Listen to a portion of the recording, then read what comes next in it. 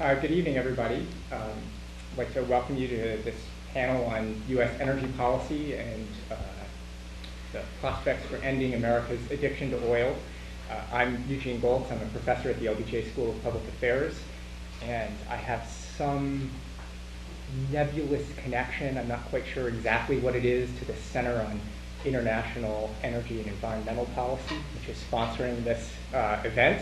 And we'd like to thank them for putting together this event. I think it's a really exciting and important topic and important panel. The reason I say I have a nebulous connection, I don't actually know what my formal connection is, except I do stuff with SEEP. And I do research personally on, I'm mostly a professor that focuses on economics and national security policy, and I spend a lot of time thinking about oil and the role that oil has in American national security policy. Oil markets drive that. So with that as a very minor credential, I became your cruise director for the evening, meaning that I'm going to introduce the expert panelists to my right, and we'll listen to their expertise, and I will try to prompt them for a while with some questions to hopefully get some engaging discussion, and then toward the end of the evening we will, the end of the session, not the end of the evening, we're not going to keep you here that long. Toward the end of the session, we'll open it up to questions from the audience that hopefully all of us can chime in to help answer. So you have, I gather, passed out the bios of the people on the panel, but I would briefly commend them to you, and I'll briefly rehearse them, the whole panel, and then I'll introduce our prime speaker and motivator for having this great event, the real reason that we're here in just a moment. But so I'm going to save David for the end, because it'll flow into his initial remarks. But coming from right to left, we have Michael Webber, who is a professor also here at UT, and he really is closely affiliated with that organization, SEEP, that sponsored this event, in that he's actually hired as a SEEP professor, although his main job is in the Department of Mechanical Engineering. But his background, technically, he knows how to burn things. He knows all kinds of stuff about what burns well and what burns ugly and how to cause the best pollution you can get. And he's a real expert on thinking both about what result burning things has and what implication that has for energy policy, but also kind of measuring nasty things that are in the air. In his past life, he was involved with a startup company after he got tired of being rich in the go-go world of startups. He came to this job, but his startup company had to do with using fancy lasers to measure pollution and nasty bad people's threats in the air. If they were trying to kill us somehow, he would have known about it. And so he actually has technical expertise. That's the main point I'm trying to say. And that's part of the mission that SEEP has. SEEP being a joint venture between the LBJ School, the School of Engineering, and the School of Geosciences here at UT, is to bring science and engineering and policy together in one venue, which is why today's panel is such a great feature for SEEP. Next, as we move to the left, we have Roger Duncan, who is, don't have your title written down here, it was Deputy General Manager at Austin Energy, and his job at Austin Energy is to represent Austin Energy in local, state, and national forums on policy and energy. So you're getting that blend between policy and technical, in this case, market-related things. And he serves as the chairperson, or generally built a chairperson, for the Urban Consortium Energy Task Force, which advises municipal governments of the 50 largest cities and counties on energy issues in the United States. In fact, he has a background here in Austin in working on these issues for the Austin city government, both as a council member in Austin and the city manager in Austin, not the city manager, but working on energy things for the city manager. And so he knows both about the important national context and the way that we can localize it here in Austin. And hopefully, and last but not least, I need to mention he's got a wonderful background in the opposite of Michael. So Michael was about causing pollution and burning things. Roger was about environmentalism and preventing pollution.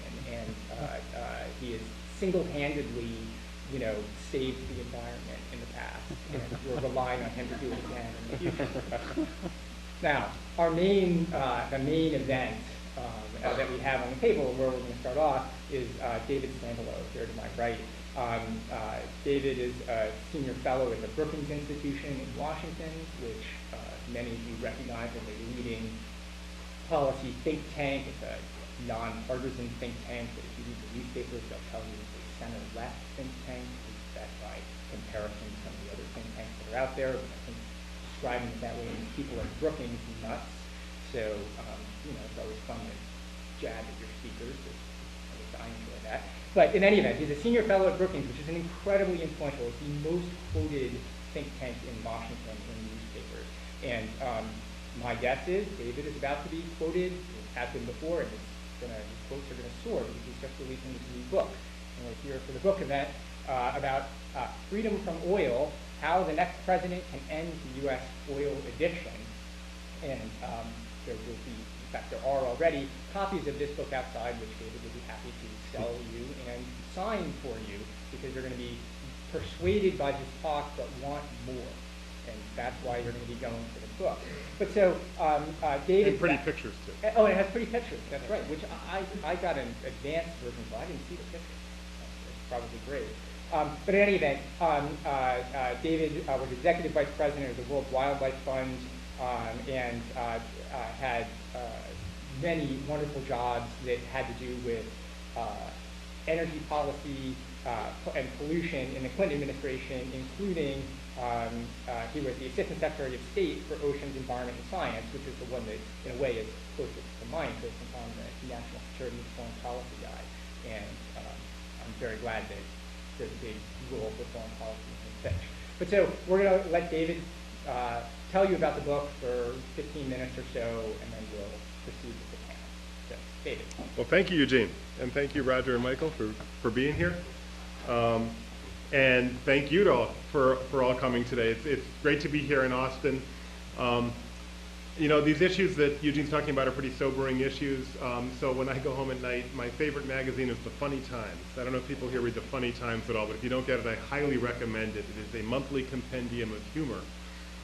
They had an article recently which was obvious headlines. These are real headlines they took from real papers. One of them was "Man Killed, Police Suspect Homicide." A second was "Police Raid Gun Shop, Find Weapons." "Larger kangaroos jump farther, study finds." I'm sure somebody was paid a lot of money for that. My favorite, "Prostate cancer more common in men." And "Islamic Center has Muslim ties." So anyway, in the category of obvious headlines, one that you've seen over the course of the past several years is oil prices reach record highs. Another is greenhouse gases reach record highs. And a third is oil imports continue to climb. And I had worked for many years around these oil issues and working on global warming and environmental and energy issues. And I had never fully understood why we had been talking about this oil problem for 30 years, ever since the oil shocks of the 1970s, but had seemed to be making such little progress. And that was really the motivation that got me to start writing this book about 18 months ago, a little bit more. The book is Freedom from Oil, and I'll just make a few points about it and what's in it, and then we can talk more about it. Here's the first point. If I'm thirsty, as I am, and I didn't like the water that was provided me, I could ask for orange juice or I could ask for soda. If I'm hungry and I don't feel like a hamburger, I can ask for vegetables or pasta. If I want to relax and I don't feel like watching TV, I can go to a movie, read a book, talk to a friend. If I would like to leave here tonight and go more than a few miles, and I don't want to use petroleum, I am basically out of luck. I mean, maybe I can ride a bicycle if I'm not going a great distance, There are some places in the country there are electric trains. But 96% of the energy in our vehicles, domestically and globally, is one commodity, petroleum. Now, we grew up with that, our parents grew up with that, our grandparents grew up with it. We think of it as normal, but it is actually quite abnormal to have a commodity that is so tied in to the rhythm and tempo of our everyday lives, have no substitutes. And as I started to unpack some of the problems that are often pointed to related to oil, I came to think that that, more than anything else, is the fundamental issue when it comes to oil, that we have essentially no substitutes in our global transportation infrastructure. We don't in particular have the opportunity for clean substitutes. It is, by the way, I think a more important issue than the oil import percentage, which is often pointed to as a leading indicator of the success of our oil policy. And so that's, I think, one key point is lack of substitutes in our cars and trucks. Second, if you want to do something about that, nothing would do more good more quickly than making cars that connect to the electric grid. We have a vast infrastructure for generating electricity in this country. We have plugs that reach into almost essentially every home and business. It does us almost no good in terms of getting off of oil because our cars and trucks don't connect to it. Our cars and trucks are supplied, 96% of the energy from our cars and trucks are oil. Oil is only about 3% of our electricity nationwide. We essentially, we only use modest amounts of oil in generating electricity. About 500,000 barrels out of the almost 21 million barrels a day is for oil is used to make electricity. So if we wanted to get off of oil, the single most powerful step we could do is make cars that connect to the electric grid. Electric cars have been around for a long time. Golf carts and a lot of forklifts are electric, but typically they have been limited by range and power considerations. But there are some breakthrough technologies, in particular hybrid engine technologies, which change all that.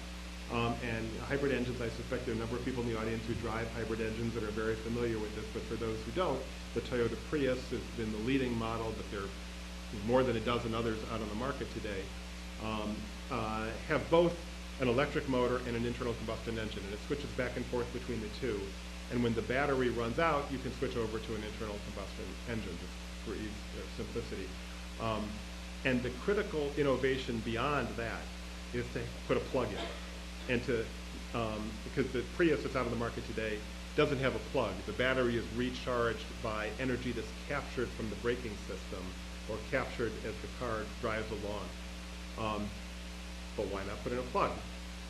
And historically, that's been challenging in terms of battery size and battery cost.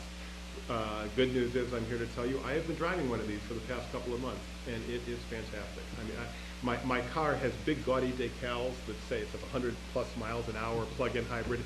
And I mean, I stop in parking lots, people come talk to me. This weekend I was with my 11-year-old, somebody rolled down the window and said, can we trade like that? I mean, when these are on the market, everybody is going to want these plug-in hybrid cars. I go in, I plug it into my, a regular extension cord in my garage every night.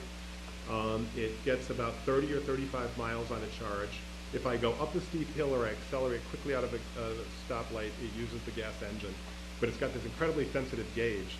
And I don't own this. I am borrowing it from the company to learn more about it.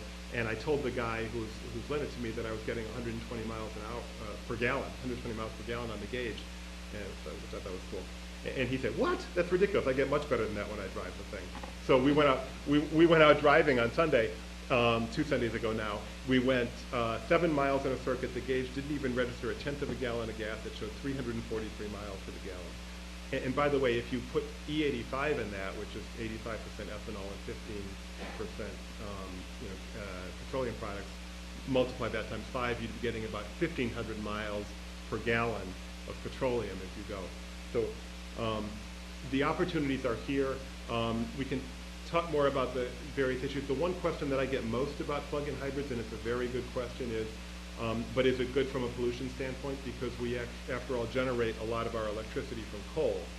And the great answer is yes, it is good.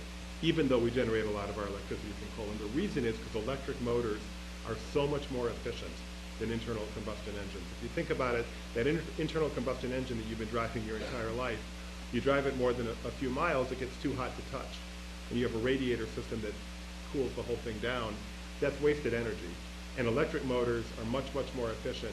Even if you plug an electric car directly into a coal plant, you are generating fewer heat-trapping gases than if you run an internal combustion engine on oil. And our grid as a whole is 50% coal. So you're doing much better plugging the car into the grid. And you can also, as the grid gets cleaner over time, you can get the benefit of that. So plug-in hybrids are probably the single most powerful tool for reducing our oil dependence. A third point is that biofuels are also a potentially good tool. An observation, when I started writing this book 24 months ago, everybody was in favor of biofuels. It was the teacher's pet, I'll tell you, of alternative fuel. The pendulum has swung, and ethanol is no longer the teacher's pet of alternative fuels. I hear at least as many critical comments about ethanol these days as I do supportive comments, and I think for some pretty good reasons. I am a supporter of corn-based ethanol. I think that it is a useful fuel to have. I think I did a literature review on this. On balance, it reduces greenhouse gas emissions as compared to gasoline, but not by a huge amount. And there are huge water supply issues that are a concern with corn-based ethanol. In my view, the main reason to support corn-based ethanol right now is to support a transition to other types of ethanol, including so-called cellulosic ethanol, which would probably be fueled by all kinds of things in the United States, including switchgrass, which is grown on the prairie. We've got a complicated situation right now where we've built up one part of the biofuels infrastructure. We have lots of biorefineries coming online in the United States. We're probably going to have a glut of ethanol as a result of that. We don't have enough gas stations to get it to people or cars to get it to people. And I think we need to work on that part of the infrastructure. There are also good things very important things to do in terms of reducing oil dependence, in terms of fuel efficiency. Diesel engines are coming, and diesel engines are very powerful in terms of fuel efficiency. And just regular hybrids are very important. And then there's mass transit, we do not have a level playing field right now with regards to mass transit. It is easier to get money out of the federal government for road building than it is for mass transit. The showings that you need to make are fewer or less onerous. And the reimbursement rates are lower for mass transit. So we need a level playing field for mass transit, in my view. One thing I write about in the book is telecommuting. The data is really compelling on telecommuting. People are happier if they have the opportunity to telecommute, and more productive, and companies that have instituted aggressive telecommuting programs have had great success, and it's good for oil as well. So I think there are a lot of things we can do to help reduce oil dependence. A final point, this is an agenda that unites Americans. About a year ago now, I had lunch at the Brookings Institution with Newt Gingrich, who I'd never been in the same room with Newt Gingrich before. Agree or disagree with him, he is an amazing mind, breathtakingly brilliant. And he was with about 30 other scholars who were throwing questions at him. And when I had my chance, I said, what should we do about the problem of oil dependence? Because I was writing a book on the topic. Within weeks, I had dinner with Howard Dean, who was chairman of the Democratic National Committee, also with about 30 people. And when I had my chance, I asked them the same question: what should we do about oil dependence? And basically, those two guys gave me the same answer. And they're not exactly identical twins. And both Newt Gingrich and Howard Dean said this is a huge national security problem that we need to address as a matter of priority. And we can talk more about that. I talk about I'm jumping over them now, but I talk in the book about some of the problems with oil dependence. Both men said that ethanol is a big part of the answer. Both men said that we need a Manhattan Project type effort to solve this. Both men said that fuel efficiency is an important part of the solution. 90% of Americans think that we're too dependent on oil. So just to close with a quick story about this, there is a town in Indiana called Reynolds, Indiana. It's 547 people, it's halfway in between Indianapolis and Gary. And I went there because they have set themselves the goal of becoming completely the only fuel they want to use are renewable resources. They want to be entirely free of anything other than biorenewable energy resources. And they're right in the middle of Indiana corn, and so they convinced an ethanol plant to come and build ethanol, and they have ethanol coming online there. They convinced GM to give them some flex fuel cars. They have lots of livestock there, and they're using the waste from the livestock for electricity generation. And the town president there said to me, you know, it's hard to get people to believe in something that's never happened before. And I think that is in many ways the core issue when it comes to oil dependence. People just don't believe it's possible. And as I was driving back, I had rented from Hertz a GPS box, a little black box that, you know, you program in where you go, and it, for those, I mean, my kids told me I was the last person in America to ever drive one of these. I was totally amazed when I did this, like, you know, 6 months ago. You know, I was driving along, and, you know, it tells me turn right in 100 yards and turn left in 50 feet. And I was thinking, you know, it's not just that we didn't have little black boxes that talked to you and told you where to go when I was a kid. It's that I never even thought of the concept of a little black box. And if you know, we had a cartoon called The Jetsons at the time. If I had seen it, you know, I would have thought it was more, you know, belonged in a cartoon called The Jetsons, not in real life. So I was wondering what will be, as I was returning to the upper fundamentals, what is the technology that my teenage kids will say the same thing about when they're my age? You know, they'll look back and they say, I didn't even have the concept of that.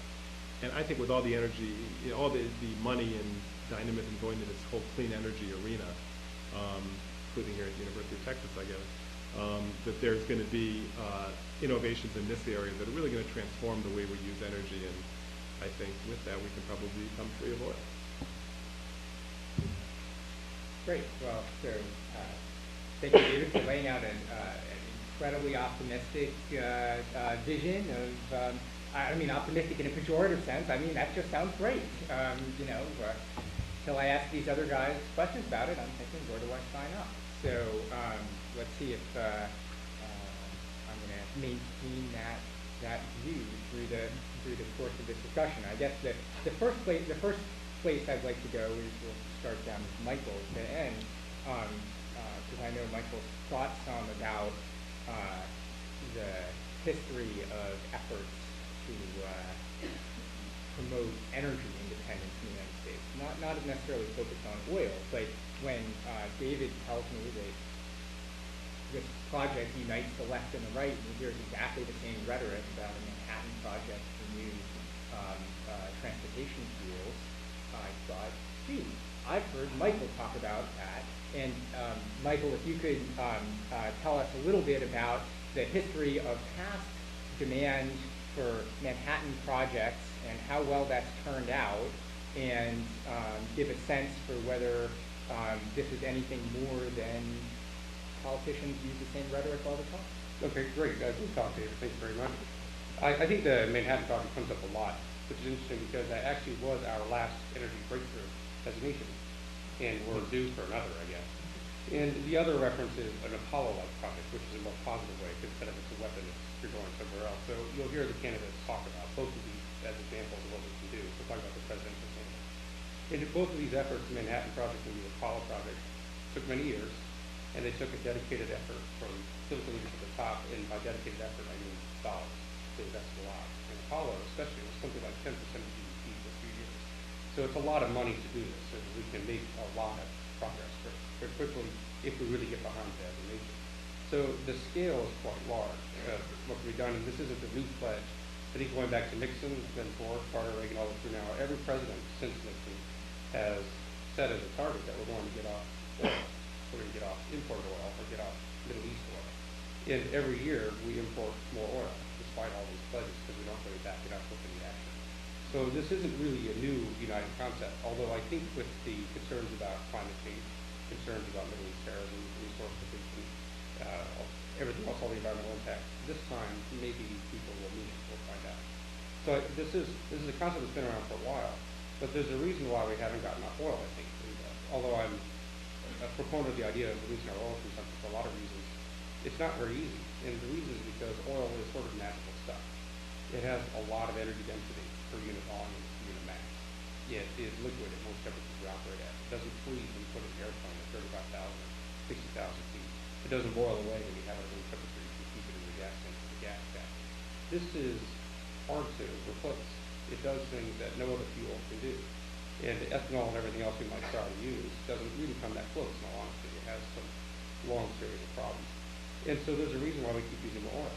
It's quite good at what we want it to do, store energy in convenient ways we can use it when we want. And I'm a big fan of moving towards electrified transportation, which would solve some of the problems with that. I'm a little surprised to hear it first on the list, though, actually, because it'll take a while to get plug-in hybrids fully penetrated into the market. And I don't know if you ever try to fly an airplane with an extension cord, but it doesn't work so well. So liquid fuels won't disappear. We need them for certain things. And if you ever try to drive a car with a 65-foot window, it doesn't work so well either. So we have to worry about where we get our electricity for electrified transportation. It works for some uses, for some applications, so we should pursue it. What I wonder should be first on the list is what you mentioned last, which is sort of telecommuting and other sort of cultural shifts like that. There's been a study by the International Energy Agency about what we can do to reduce oil consumption, and simple things move pretty quickly. If we reduce our speed limit to 55 miles per hour from 75, we could cut oil consumption by 750,000 barrels a day. That's a lot. We could raise air pressure in our tires through a public awareness campaign to save another couple 100,000 barrels a day. We could go towards flexible work weeks or 4-day work weeks or telecommuting and save many 100,000 barrels a day. And this could all be done on the order of weeks to months to a few years at a much more rapid pace, I think, and less technology investment than we require from plug-in hybrids. So I'm a big fan of plug-in hybrids and electrified transportation. I'm a big fan of reducing oil consumption. But if we look at what oil gives us, it's going to be really hard to replace. And I think it will take some sort of large-scale project like that. Well, so that's a great transition, actually, to a question for Roger. Roger has a plug-in hybrid outside right across the street that he wants to show you guys. You know about the details of David after we're done here. So after you buy his book, we can go look at the plug-in hybrid and you can buy one of those. But the question for Roger is, how plausibly imminent is this? There have been huge technical hurdles in the past to pulling this off. There's, of course, the hurdle of it takes people a while to get around to replacing their car. In fact, there are various proposals for government policy to encourage people to speed that up in the United States, but Americans keep their old cars forever. You run them into the ground. And so if you want people to, how are you going to realistically, in the near term, are there technical problems? Are there marketing problems? What are the things we need to overcome to get everybody driving their cars? Well,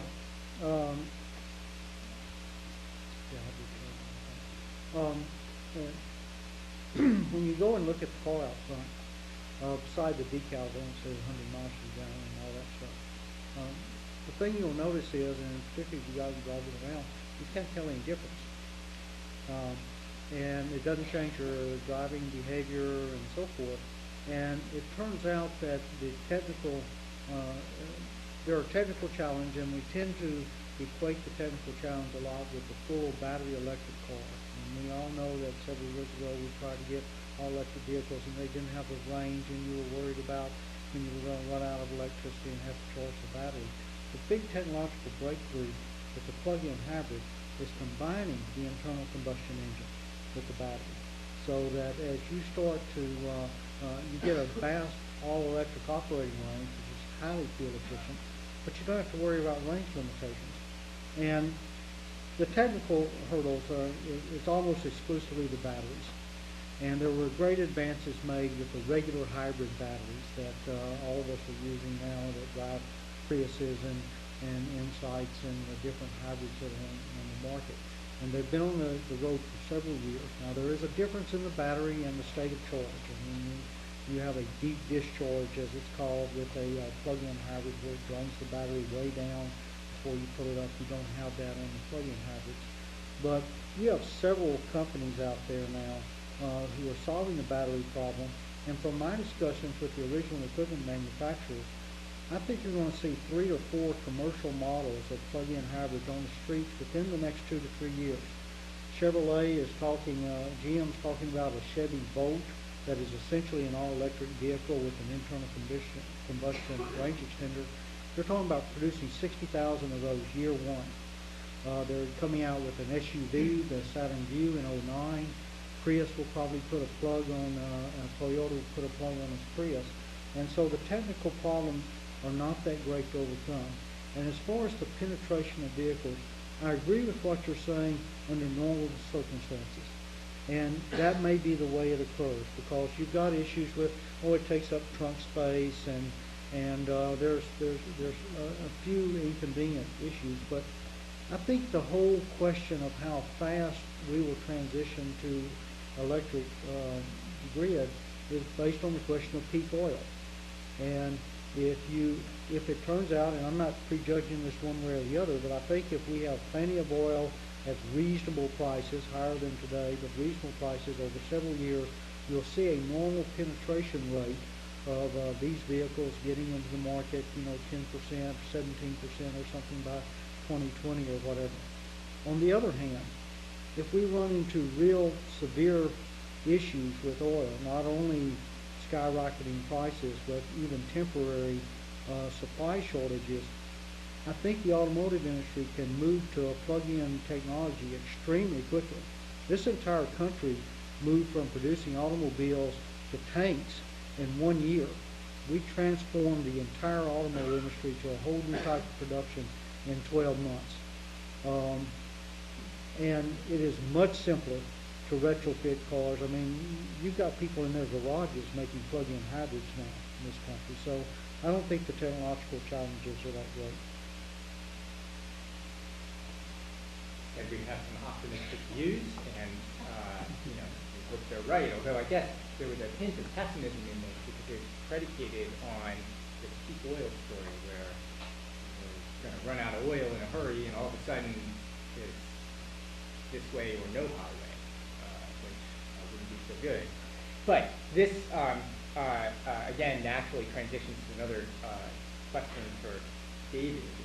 In the book that you wrote, at the end there's a memo.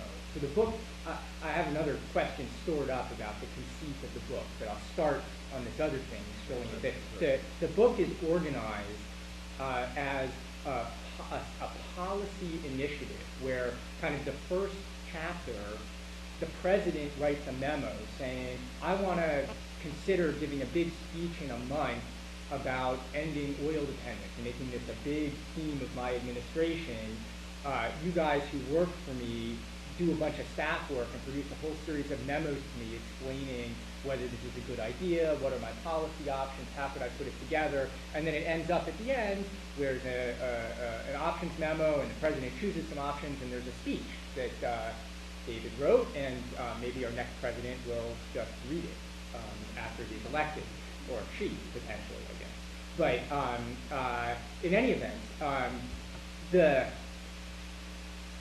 fourth to last memo in the book is the president getting cold feet, where the president says, this is a whole bunch of really interesting proposals you have, but isn't this another one of those dang big government programs that is, you're telling people what to do and trying to orchestrate and planning, and it doesn't go quite this far, but you read this thing and this could have been for Gosplan in the Soviet Union.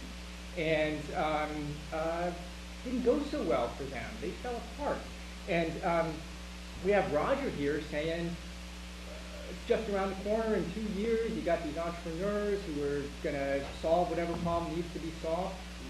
Why do I need a big government mandate for any of this stuff, especially when it's so easy? Thank you, Eugene. First, on the book, I had such a good time writing this. I mean, I used to do this in the White House. One of the basic jobs of a White House staffer, which is a job I had for a number of years, is when agencies disagree or they don't have policy, you pull them all together and you hear the different points of view. And for you either are able to resolve them yourself, or if it's a really big issue, you shape a decision for the president. And it's a lot easier to run an interagency process when you get to write the whole thing yourself than when you actually have to listen to other people making their own points of view. Although in some ways it's harder because you have to write the memo yourself. You can't just delegate it. But I had a really good time, writing the book in this format. And the other thing I do in the book, by the way, is it's so much fun. I went out and interviewed, 2 dozen people, and I chose 10 of them to profile in the book, and I tell their stories in the book. about what they're doing, and we can talk about some of those people today. There's some amazing people out there.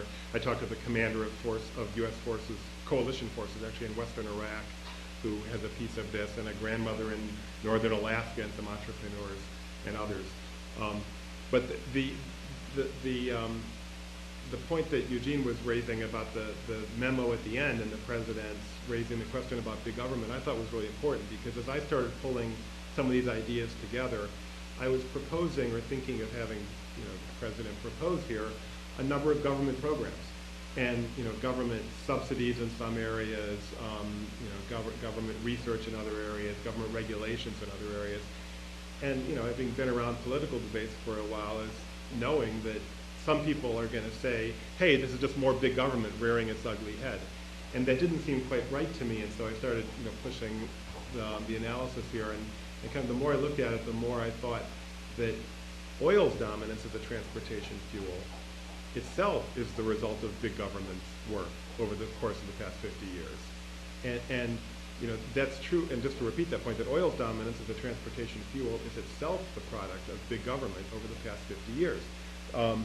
And people often point to, for example, production tax credits, which were there for many years, have pretty much been phased down now. Preferential production rates on public lands. But the biggie is clearly the role of presidents and secretaries of states to ensure the safe transit of oil around the world is a matter of priority for the course of much of the post-war period. And it has been a priority of our leaders and our military in certain periods to make sure that world oil markets are not disrupted. And I think that's almost an incalculable benefit. If that weren't the case, would investments in alternatives have been greater? They would have had to be. And so the issue, it seems to me, is not whether big government is going to be involved in transitioning us to a different, whether big government's going to be involved in the energy industry. Big government is involved in the energy industry in a big way. The issue is whether big government is going to be involved in its current way, or whether we're going to use the tools of government to transition to a different type of energy economy. Well, so normally I would continue the revolution, and I will in a minute, but I can't resist following up on this particular This is specialty, so I'm in point. trouble here. Well, no, I'm not going to go after the foreign policy thing. It's just you pull a fast one in this answer, and I want to pin you on it. And your answer is, well, yes, it's going to be big government, but that's okay because you've had big government before, right? But this doesn't actually answer either part of the question, right? Because in a sense, your whole pitch is a critique of the big government that we had before, right? The reason we're in this mess is we had big government, and so why should we expect big government to be able to fix it, right? So you're saying big government got us into this mess of oil dependence, and so now you want big government to fix that. And that doesn't address the second question at all, even if rhetorically it's a useful fast one. It doesn't address the question of, does government do a good job of guiding technology in certain directions, or is it making cost-effective choices about the level of subsidy, or is it figuring out sensible ways to distribute money or address distributional concerns in the giant national energy policy plan, or does government just make mistakes and overlook things and lack information and otherwise trip over itself no matter what? So we'd be better off waiting for Roger and his friends to solve our problems. I think there are two issues there, and I think Eugene raises two really good points, and I discussed this in the book. I mean, you're absolutely right that an option, which I didn't mention a moment ago, is simply for government to get out of the energy business, period. And just to be clear about what that would mean renouncing what's been called the Carter Doctrine ever since Jimmy Carter announced it, which is that the Persian Gulf is an area of strategic importance, or top strategic interest for the United States. It would mean completely redefining the mission of CENTCOM, and no longer being in the Persian Gulf in order to secure oil flows out of there. And I think, and it would mean a variety of other things as well. I think there are there are some people who are in favor of that. I think they're relatively small in the scheme of things, and I think most people would be quite concerned about the short-term instability. And you would associate it with government just saying, fine, whatever happens with the oil markets happens with the oil markets. Markets correct, that's fine. There's a coup in Saudi Arabia. We're no longer going to make strategic relations with Saudi Arabia important priority in our diplomatic relations. I think most businesses, for sure, the markets, will be pretty spooked by that type of policy approach, and it's highly unlikely to happen. It's something one could discuss, but it's highly unlikely to happen. So in the absence of that complete stepping away from the government, completely stepping away in that fashion, I think we're talking about how is government going to be involved, not whether government's going to be involved. So that was baiting me, but I'm not going to take the bait. No, I'm please going do. to turn to Michael here. My job is different today, and along these lines of thinking about government guidance versus entrepreneurial spirit and ways that we may be able to achieve transitions in use of fuel.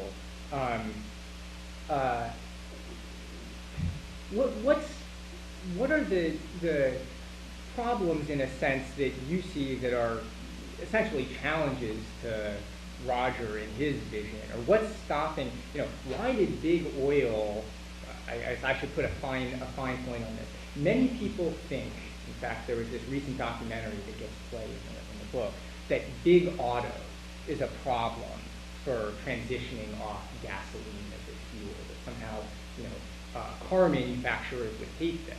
And it's not obvious that that's the case, right? Car manufacturers would have to change their product a little bit, but if you paid them to do it, they might be willing to do it. And good news, they get to sell millions more cars because you got to throw away all the old ones. So they're not the obvious problem. The obvious problem is the oil industry, right? The people who actually make their money on oil. And so what is it that limits the entrepreneurial spirit that you might have partaken in the past, and how do you challenge the political dominance of the people who really,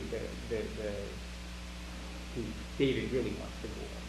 That's a good question. I don't really know, but I think that a lot of entrepreneurial spirit certainly takes you a long way, and great market systems help, but you're sort of fighting physics at one point. And you can't make grass have more energy than oil all of a sudden. You can't sort of just rework nature. So, well, you can, but it takes a lot of effort, I'll say. So it's not just that there's big oil working the halls of capital and they're holding everybody else down, although there's a lot of reasons to suspect that's true. You're working just against sort of the physics of materials and how much energy density you can get out of spare fuels. So what can the government do then? The government tends to do best at certain kinds of regulations. Those regulations where they set the standard and then get out of the way and say, just meet it. We don't care how you meet it. And that's worked for acid rain, where they say we need to reduce sulfur oxide or sulfur dioxide emissions or nitric oxide. We need you to reduce it, and we need you to reduce it by a certain amount and by a certain date, and we don't care how you do it. And we'll let you, those who pollute a lot, buy permission to pollute more for people who don't pollute so much. And create a very market-oriented regulation where they set the standard and they said go. And then we've exceeded all expectations on that. And similar types of things for air quality in California. They said clean up your tailpipes. We're not going to tell you exactly how to do it. Although there was some intervention on some types of fuel. That tends to work reasonably well for government intervention. Where the government doesn't do as well, where they tell you, here's what you need to do, and here's how you're going to do it. And the way that crops up right now is we need to get off oil, and the way we can get off oil is with corn-based ethanol. And so that's the solution. We've already told you the solution. We want you to build more biorefineries, more distilleries. We want you to switch crops from other agricultural feedstocks that might be used for other things towards corn. And it's no accident that Iowa, a corn state, has an early primary in the presidential election that seems to drive a lot of this process. By predetermining that corn-based ethanol is a solution, it's very confusing for other people who want to find alternatives. Cellulosic ethanol, other approaches might be much more beneficial, but they don't get this political boost from this kind of government intervention. So I'm sort of wary of government intervention when it wants to pick sort of the exact solution. I'd rather sort of set the targets and give some encouragement to achieve them by making the other alternatives more expensive. if you really want to get off oil, then just make oil more expensive. It's actually not that hard to get off oil if you just make it more expensive. I think that we'll find a way. It's complicated though when we're told to get off oil and use corn ethanol to use it, when to get off oil, and corn ethanol itself uses a lot of fossil fuels. So that's where we see some confusion. I'm not sure that answers the question exactly what you're going for, but No matter. that's what I worry about with the sort of this government intervention, where there is a predetermined stakeholder group that gets the answer they want, and it doesn't really achieve the goal that's been stated. Well, I mean, I would just say that part of the way that you can guide the government policy away from big oil is to have big something else advocate the other policy, right? That's why we have agribusiness. Big now. ag. Big ag, right? yeah. So now it's big ag versus big oil, and I'm not sure it's a step up on the moral sliding scale. So there is yet another alternative, which Roger, in a way, tries to tie into, which is there's entrepreneurship and the local environment, and you have various actors and various at various scales that participate in this process. And so you also, in addition to big oil and big ag, you might have big environment playing a role, and you can tie into that sometimes with your initiatives, or you might also have local initiatives in areas that don't have big oil or big ag. And I'm wondering if you can tell us a little more and comment a little more on the ability to use end-run solutions.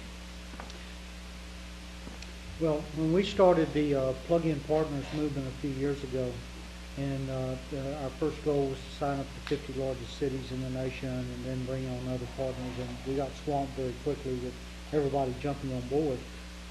But the premise that we had was local governments can move the fastest, state governments can move second fastest, and eventually the federal government will follow. And I think that's been proved in many initiatives across the country. And it's a combination of local government interests, local environmental groups, and others. And when you get to the level of what we were discussing earlier, of what the government can do, I think if you look at the history of technology innovation in relation to governmental action, it's a very delicate balance of push and pull on technologies. You've got to have the legislation in such a way that it pushes in the sense of regulation, enforcing a change. At the same time, you've got to have the right type of incentives to pull the technology and create technological innovation that isn't going to occur unless you set the bar at such a level that you can't simply buy your way out of it. There's been some studies done recently on what that balance is, particularly it's a topic of debate now in the climate bill coming up as to what combination of push and pull of regulation and pull on technology is needed to get the new technologies incentivized by the government. But it isn't just a case of the government getting out of the way. Entrepreneurship works, but it also needs to be in the environment that needs that entrepreneurship. Great. So I'll ask David one more question, and then we'll open this to the audience question. We've ended up talking a fair amount about the technical and political sides of what you wrote about. One of the big punches of the book is on the environmental side. That this is about something that we owe the environment. And given that something you acknowledge in the book is there are very real limits on the ability of political leaders to start many crusades. They get a very small list of crusades, and half of them fail, right? They don't have a lot of political capital or a lot of oomph because it takes a lot of effort. Why should the environment be the political crusade? And if the environment's going to be the political crusade, why should getting off oil, as opposed to some other environmental cause, be the one? Great question. Well, what I specifically talk about it most is global warming, and global warming needs to be a defining issue, because if we don't come to grips with it, we are going to be in serious trouble. you know, in the decades ahead. And the warnings from the scientific community are overwhelming and, you know, and clear on this. The world's scientists have just had their 4th assessment report on this, 3,000 world scientists and peer-reviewed scientific literature, and what they've said is to a 90% degree of likelihood human beings have already warmed the planet. Unless we change course, it's going to get much worse. And I mean, I suspect people here are basically familiar with this, but it's really no great surprise, because that we are warming the planet with what we're doing. Essentially, underneath the Earth, we have carbon in the form of coal and oil, which is fossilized life forms that have fossilized over the course of millions of years. And in the last, roughly 1 to 2 centuries, we have been pulling that carbon out of the ground, burning it, which turns it into carbon dioxide, which stays in the atmosphere for roughly 100 years and traps heat. And so it is no surprise that we are seeing a warming of the planet. And I mean, the numbers are for 600, we know for 650,000 years before the current era, carbon dioxide concentrations in the atmosphere were below 300 parts per million. They're now at 380 parts per million, and they're continuing to climb with all kinds of very, very serious consequences. Oil is one of the 2 leading causes of this on the planet, the other being coal. And by the way, 3rd is tropical deforestation. Global warming is a very wide-reaching problem. But oil's, is globally the most important cause. And right now there are 800 million cars on the planet, roughly. If it's projected to grow to about 2 billion over the course of the next couple of decades. If all those cars burn oil in the same way that current cars burn oil, we're in trouble from a global warming standpoint. And so we need to find a way to transition the technology, or in some way provide people, as they get richer around the world, with ability to be mobile, which is a basic human desire. We need to provide that in a way that doesn't heat the planet. One of the basic points I make in the book, and I think this is not yet sufficiently part of the political debate, is that getting off of oil doesn't necessarily do you any good on the global warming front. There are worse things than oil when it comes to moving cars, and I talk about this in the book. And just quickly, the best thing you can do from a global warming standpoint is simply fuel efficiency. Don't burn it, and that's just a pure win. The second best thing you can do is replace your oil with biofuels like ethanol. And there, just to go to an additional level of complexity, it matters what you make the ethanol out of. If you make it out of corn, it's okay, but it's not great in terms of reducing global warming gases. If you make it out of sugar or switchgrass, it's much, much better. It really matters what you make it out of.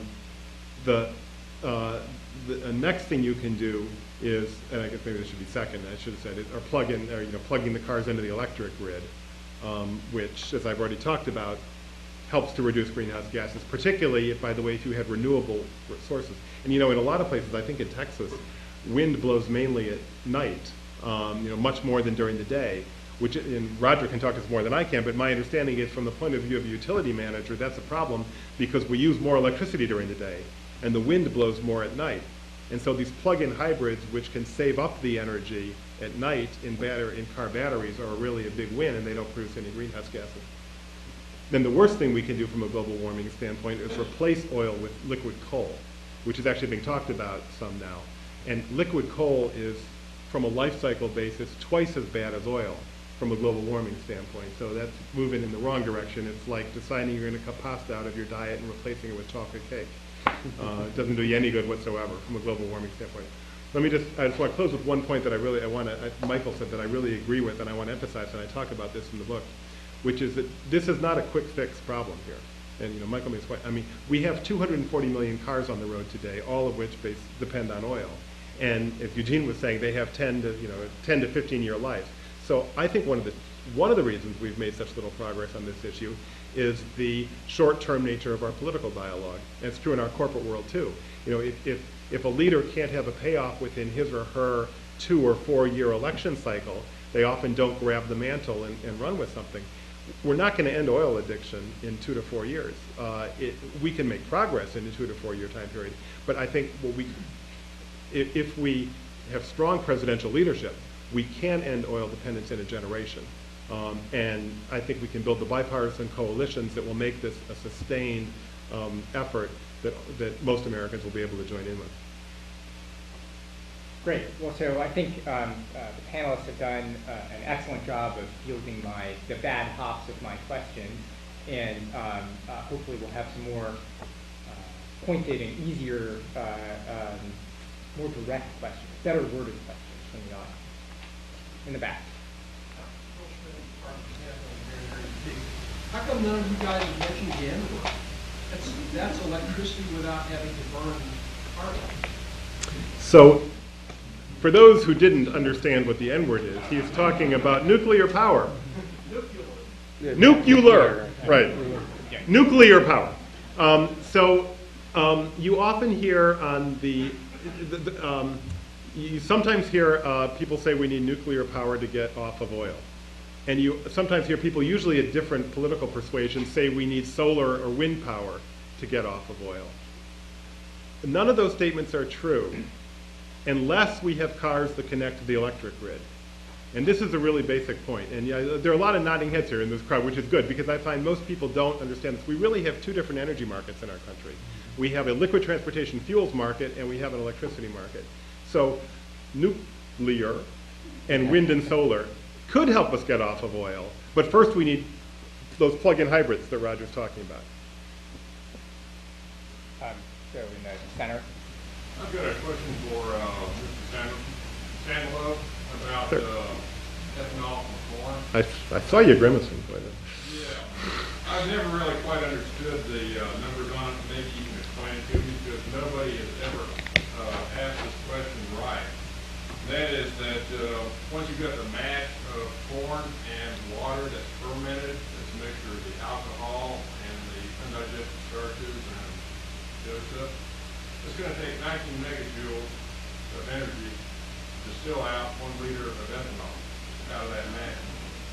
And 1 liter of methanol took 21 megajoules of energy value to it. So it seems to me that every single person on the face of this earth who's promoting ethanol from corn is overlooking the distillation costs when they make their energy efficiency calculations. Boy, you know, sir, you start talking megajoules, and that's a Michael question, that's right. But I mean, I can talk a little bit to it, but I think Michael's gonna be able to do it. I think you're right on. It takes a lot of energy. It takes a lot of energy to make corn-based ethanol. And there's raging scientific debate in the peer-reviewed technical literature about whether corn-based ethanol is a net positive energy producer or a net energy consumer. And it's not settled. In any way you calculate, it's about close. They're all overlooking the distillation. You could get, the reason why some people say it's positive is if you use some of this agricultural waste as your feedstock to burn to get some of your heat or your energy input. So, but anyway, any way you calculate it, it's close. And a lot of people say it's an energy loser when you calculate it in all the fertilizers and the herbicides that are made from fossil fuels to grow the corn, and then use diesel to reap it, and use electricity to pump the water to irrigate it. And so if we do the full energy balance, it doesn't come out very positive, if at all. Some people say it just seems to be negative. And ultimately, the distillation step's very energy intensive. And so a lot of people are using coal to use the heat to ferment it. And so it becomes it's not really not a fossil fuel anymore, and it's not particularly clean the way we use coal that way.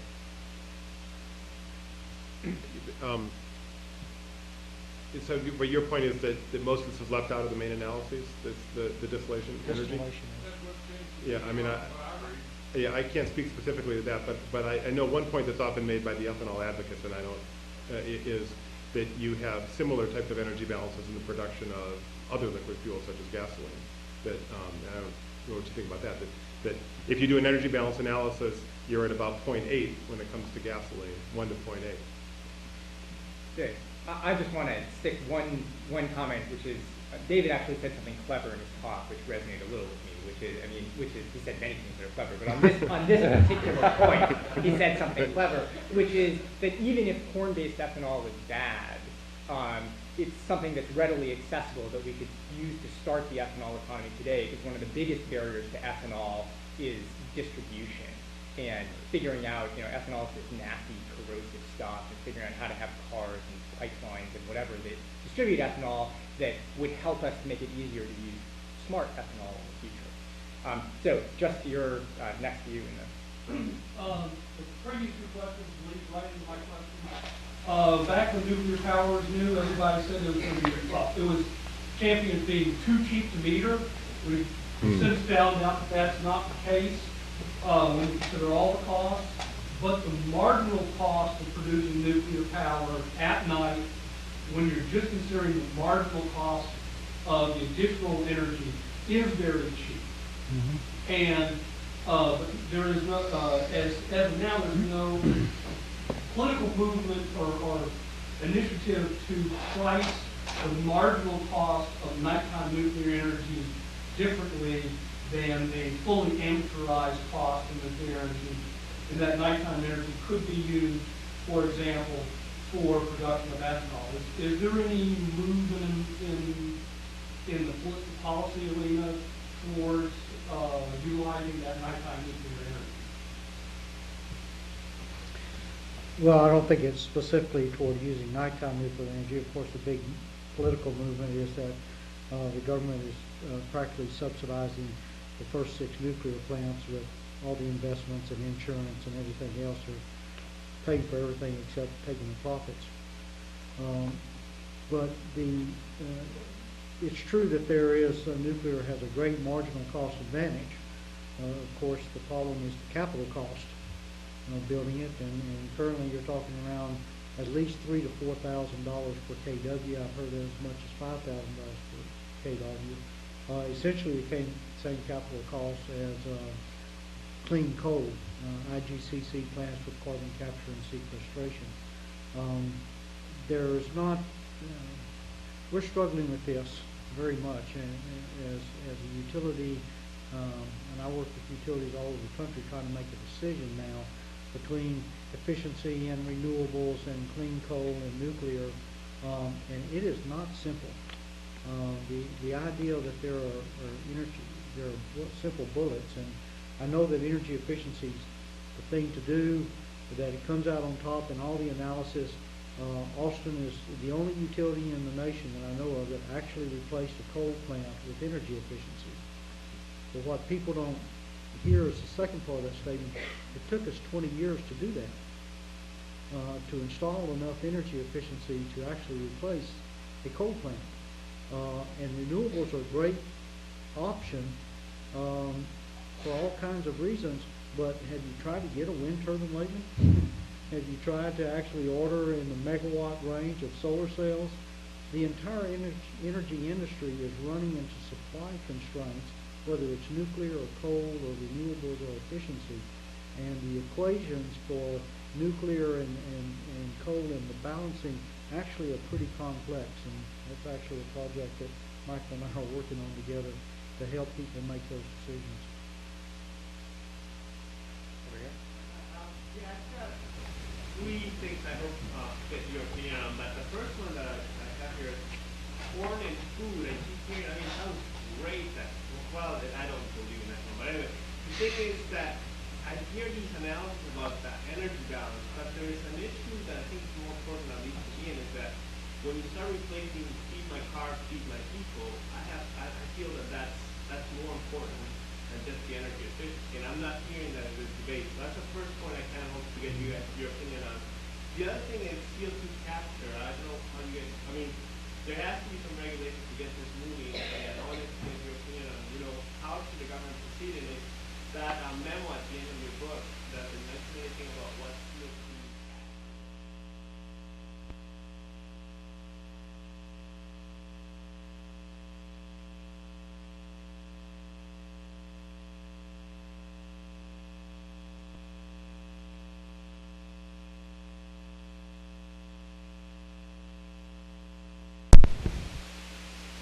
Afterwards, if you want to talk about them in greater length, because I want to give other people a chance to talk.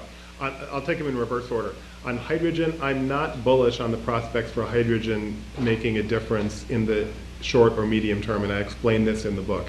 Hydrogen is the most abundant element, but it is bound into the molecules of compounds, and it takes energy in order to get hydrogen out of a water molecule or a natural gas molecule. And that's expensive, and it takes energy. And then once you've got the hydrogen, you've got a gas that doesn't liquefy until about, I think it's 23 degrees above absolute zero. So our entire fuel transportation infrastructure is totally useless without major retrofits for transporting hydrogen. So I think, a long ways out, maybe hydrogen will make a difference. I'm not bullish about it making a difference over the course of the next generation. Plug-in hybrids and other sources are much better. On taxes, I talk about this in the book. I recommend I talk about both the policy advantages and the political problems associated with taxes. And I quote somebody who has been both a congressman for 20 years and now runs a think tank named Phil Sharp, a wonderful former congressman from Indiana, who says it's easy to be for increasing taxes when your job doesn't depend on facing the voters. And the fact is we have a culture that's deeply resistant to tax increases in this country, and particularly on energy taxes. But I talk about this, I quote a man named Greg Mankiw also, who was the head of the Council of Economic Advisors for George W. Bush from 2001 to 2003. Both before he held that job and after he held that job, he was in favor of increasing gasoline taxes. And he maintains a great blog on this topic, and I essentially endorse a proposal that he's made that would increase gasoline taxes about 10 cents a year for about 5 years, with no illusions about the political challenges associated with doing that. I think there's regressivity problems there, and I propose rebating that money to families with incomes below the median, which I think would solve the regressivity problem. And it's kind of gimmicky, but I suggest that we do this in the form of checks mailed to people right before July 4th every year, so they get an association with what this is all about. And I think so. I think there's no question. If you talk to policy experts, but you go to any economics department, people will tell you taxes are the solution to the problem. Let's internalize the external costs. If you go to Congress, it's more challenging. Just quickly on food versus fuel, this is a real issue. There's no question about it. The corn industry will point to some statistics like, less than 5% of the cost of a box of cornflakes is the price of corn. They also argue that even as ethanol prices have run up and corn prices have run up over the course of the past 2 years, food inflation has been below the overall rate of inflation. But there's no question that this is an issue, and it's an issue in terms of poverty around the world as well. And there's some very complicated issues about whether biofuels production is good for fighting global poverty or bad for fighting global poverty. This final point on this, most of the poorest countries in Africa have suffered more from the rise in oil prices over the course of the past 5 years than they have benefited from debt relief. And if those countries could have homegrown biofuels industries that would allow them to not pay OPEC for oil, they'd be in better shape. So there's some very complicated issues going here. We'd be happy to talk about them more later. Three quick responses. Okay. Three quick responses to your 3 points. Carbon capture is great, but getting it up to scale will be very difficult. And the soonest we expect mid-scale demonstrations is about 7 years from now. So it'll be hard to do carbon capture. And we're not going to do it unless there is an expensive price on carbon. People won't be motivated to do it. Whether it's by tax or cap and trade, almost doesn't matter. But you have to make carbon emissions expensive. I think hydrogen, at least in the hydrogen economy, the way it's been sold to us, is a scam. And in the battle of food versus fuel, food wins. So we have time for 2 more questions if they're not long questions, and I haven't done any from this side, so there we go. This is for David or anybody. The business world tells us that they depend on growth, and as long as we have growth and not, as opposed to sustainable development, are we really going to make any progress? We're still based on fossil fuels, and which are finite. So if the business, in worldwide, with China and India expanding their acquisition of cars, use of fossil fuels, until we tackle that problem, are we going to make, is there going to be a net gain? Well, I guess Eugene called me an optimist, and I think I am. I mean, I don't believe that growth and sustainable development are incompatible. I think, one can, and we've seen places where we've grown the economy while protecting the environment and improved environmental quality. I think that's possible, and I think we can do it. I mean, Does energy always increase if you grow the economy? It doesn't. It doesn't. And I mean, the example that is most often used slightly outside of the energy realm is with cell phones, and how many developing countries left from no phones to cell phones without pausing on the intermediate step of hard fixed wire telephones. And I think we can do the same thing in the energy economy. We can, in a lot of places in the developing world, jump from desperate poverty to energy affluence without the type of fossil fuel use that we've used to industrialize. And from this side. I guess relatively recently, Iceland has said that they want to be carbon neutral by 2050 or 50 years. And is that something that we should be looking at with a certain role model? Or is there, I realize Iceland, USA is totally different. I just heard the president of Iceland talk about this. He answered. Oh, I'm sorry. The question was that Iceland has set a goal of becoming a carbon neutral economy, and are they a good model for us? I'll tell you what I remember he said. What he said is that people often say, oh yeah, but you just happen to have a lot of geothermal resources in your country, and so you're able to do it with that. And he said, it's true we do, but there's geothermal resources all over the world which are very, very poorly utilized, including all over the kind of basically everywhere in the Pacific Rim. And he said, we set in place a set of policies to make the difference. He said, 30 years ago in Iceland, our cities had terrible smog and was all fossil fuel dependent, and we set a course and we decided we were going to pursue it, and we succeeded. And I think there's something to that. I think in Brazil, for example, they decided 30 years ago that they were going to pursue an ethanol economy based on sugarcane, as people here know, not on corn-based ethanol, and they stuck with it through some highs and lows, and that type of consistency counts. And there's a lesson from Iceland and Brazil that we could benefit from here in the United States, which is that consistency in policy counts, and if we stick with a set of policies, I think we could be free of oil dependence in a generation.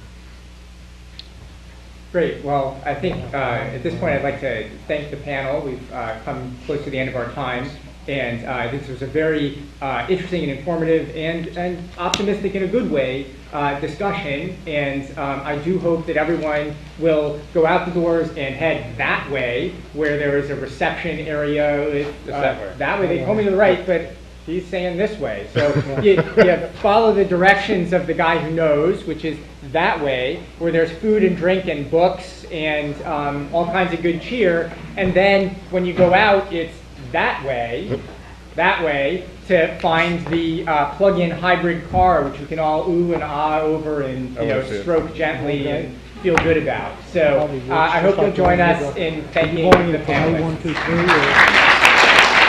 Well done.